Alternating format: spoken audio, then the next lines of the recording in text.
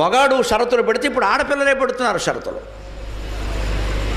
సరిగ్గా చక్రం ఉండేది, ఇందులో ఏమో ఆశ్చర్యం లేదమ్మా. ఒకరు తక్కువని ఒకరు ఎక్కువని నేను మాట్లాడట్లా. విశ్వం విష్ణుకు చక్రం అలా తిరుగుతూ ఉంటుంది అంతే. మళ్ళీ కన్యాశుల్కం వచ్చి గురజాడవారి నాటకం 9 గంటలు ప్రదర్శించినా మీరు ఆశ్చర్యపోవక్కల్లా. ఆడపిల్లల ముందే రిజర్వ్ చేసుకుంటారు, ఇక ముందు నుంచి డబ్బిస్తారు శుభ్రంగా. కడుపులో ఉండగానే ఆడపిల్ల అని తెలిస్తే ముందే ఇచ్చేస్తారు 10 లక్షలు. ఈ అమ్మాయి పెద్ద అయ్యాక మా అబ్బాయికి ఇవ్వాలని, లేకపోతే దొరకరు. ఎందుకు వచ్చింది ఎంత డిమాండ్? ఎంత పాపం మనం చేసింది. ఒక 20 ఏళ్ళుగా దేశం మొత్తం మీద చేసిన పని ఏమిటంటే గర్భంలో ఉండగానే ఆడపిల్లను చంపేశాం. ఆ పాపమే ఇప్పుడు పీడిస్తుంది. ఆడపిల్లలు అంత భారం అయిపోయారు. ఇప్పుడు వాళ్ళు రెచ్చిపోతున్నారు. మరి తక్కువ ఉంది జంక్షన్, ఏం చేయమంటావు?